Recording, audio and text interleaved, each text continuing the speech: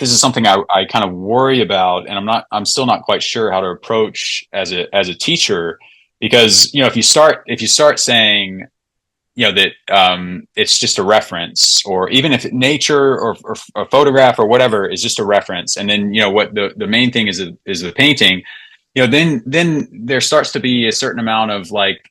if you're giving a critique, they might just say, well, I liked it better that way. Or, you might be critiquing something about, the proportions, or which that's totally, that's a thing that, I mean, I kind of get that. And,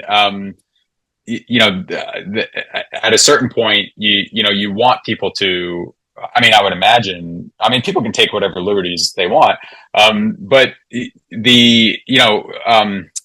the thing about having a model there and critiquing a person's painting, like while the model is there, is that there's a degree of objectivity, even though, I mean, I can't say for sure that you and I see exactly the same thing, or that the exact colors, that I see are the ones you'll see. But there's a degree of objectivity, I think, that allows you to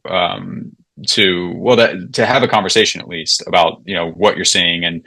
what's accurate. What does that even mean, accuracy? But one thing I remember, getting a critique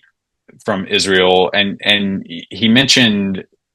I don't know if he said the word truth, or he was talking about a particular color notes I'd mixed that were true notes, that ring true. They look like really observed, just and believable in that regard, and before they become anything else, that you have 3 or 4 spots of color that they just read like a light effect, and it could be a landscape, it could be a figure, it could be a still life.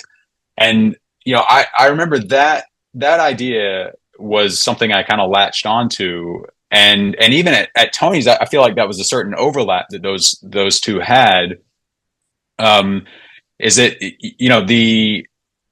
to have that kind of as a foundation, that kind of ability, to just make a few notes read as light on a flat surface,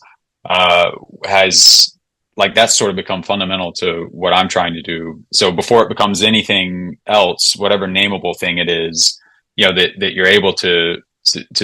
and then, I mean, it's a tall order, to actually mix those colors, and get the value structure and everything right, and to make it say way more, with just a few of spots. But I think that's probably the most valuable skill that a painter, or painter working sort of perceptually or observational, would want to have.